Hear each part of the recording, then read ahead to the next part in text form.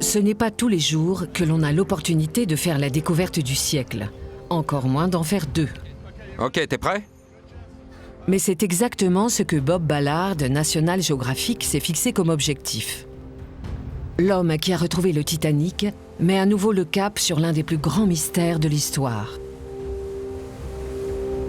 C'est une bonne histoire, il faut la raconter. C'est une histoire triste, c'est sûr, mais une bonne histoire triste.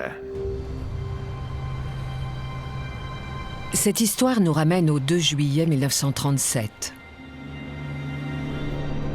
Le patrouilleur de la garde côtière Itasca mouille au large de l'île Howland, minuscule bande de terre perdue dans le Pacifique, environ à mi-chemin entre la Nouvelle-Guinée et Hawaï. D'un moment à l'autre, l'aviatrice la plus adulée de la planète, elle qui a survolé plus de la moitié du globe, devrait émerger des nuages et se poser sur une piste spécialement créée pour l'occasion.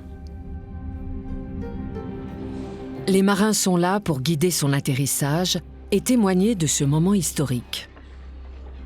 Mais pour l'instant, aucune trace de l'aviatrice. Tout au long de cette longue nuit, ils ont capté des bribes de ses messages radio. Mais rien n'indique qu'elle entend leur réponse.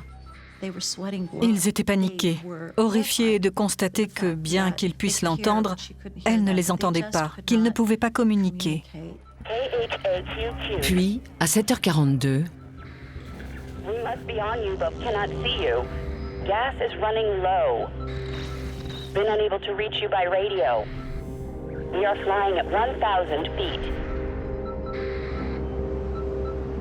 le signal est si fort que les opérateurs radio sortent sur le pont, convaincus que l'avion est juste au-dessus d'eux. Mais une nouvelle heure s'écoule et le ciel reste vide.